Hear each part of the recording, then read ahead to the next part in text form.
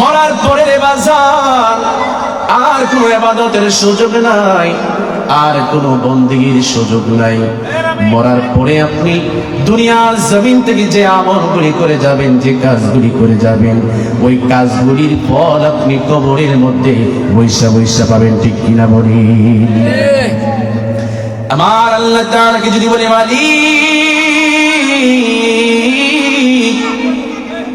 ও আল্লাহ তাআলা দুনিয়ার জমিনে আমাদেরকে কেন পাঠাইলেন, কেন আমরা মানুষকে আপনি বানাইলেন?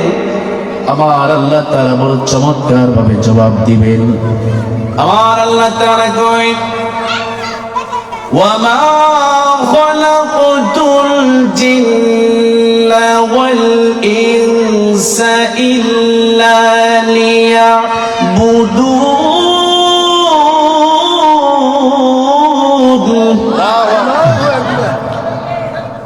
আল্লাহকে যখন বললাম মালিক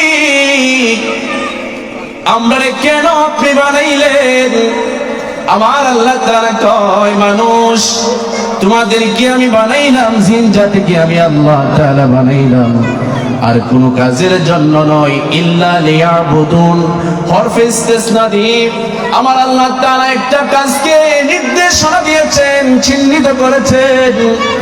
একটা কাজকে আমার আল্লাহ তাআলা খাস করেছেন। আমার আল্লাহ তাআলা কয় কাজটা হচ্ছে ইল্লা লিয়াবুদুন, তোমরা কেবলমাত্র শুধুমাত্র একমাত্র আমি আল্লাহ তাআলার ইবাদতের জন্য তোমাদেরকে বানাইছি। আল্লাহু আকবার বলেন। কিসের জন্য বাঁচান? আল্লাহ তাআলার ইবাদতের জন্য বানিয়েছেন। বলবেন হুজুর ইবাদত কেমন ভাবে করব? আমার নবী সাহাবী হযরত আবু হুরায়রা রাদিয়াল্লাহু তাআলা আনহু থেকে হাদিসে মুবারক বর্ণিত, যে হাদিসটি মুসলিম শরীফের সূত্রে বুখারী এবং মুসলিমের মধ্যে মিশকাতুল মাসাবির সূত্রে বর্ণিত হয়েছে। ইবাদত সম্পর্কে আমার নবীজিকে একজন সাহাবী প্রশ্ন করেছে। হযরত আবু হুরায়রা বলেন, আতা আরাবিয়ুন নবী সাল্লাল্লাহু আলাইহি ওয়াসাল্লাম, একজন আগন্তুক ব্যক্তি আমার নবীজিকে প্রশ্ন করলেন, ইয়া রাসূলুল্লাহ, ইয়া হাবিবাল্লাহ নবীজি, দুল্লানি আলা আমালি ইযা আমিলতুহু দাখালতুল জান্নাহ। আল্লাহু আকবার বলেন। নবী সাহাবী আবু হুরায়রা বলে, একজন আগন্তুক ব্যক্তি এসে আমার নবীকে জিজ্ঞেস করলেন, ইয়া রাসূলুল্লাহ, ইয়া হাবিবাল্লাহ, ওগো নবীজি, আমাকে আপনি এমন কিছু কাজ করার জন্য, আমল করার জন্য বলেন, যে আমলগুলি করলে আমি জান্নাতের মধ্যে যাইতে পারবো। কোথায় যাইতে পারবো? জান্নাতে। জান্নাতের মধ্যে যাইতে পারবো। দুল্লানি আলা আমালি ইযা আমিলতুহু দাখালতুল জান্নাহ। আল্লাহু আকবার। আল্লাহু আকবার। ইয়া রাসূলুল্লাহ, এমন কিছু কাজ, এমন কিছু আমলের কথা বলুন, যে আমলগুলি করলে আমি জান্নাতের মধ্যে যাব।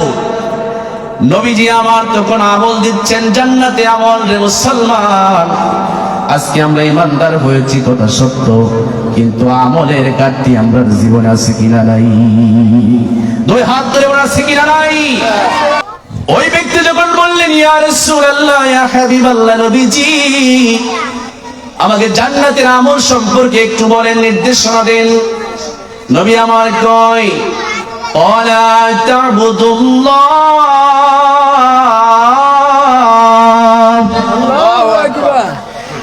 নবী আমার কয়, যদি তুমি জান্নাতের কাজ করতে চাও, এক নাম্বার কাজ হবে তা'বুদুল্লাহ, আল্লাহ তাআলার ইবাদত করবে। জোরে বলেন ইবাদত কার?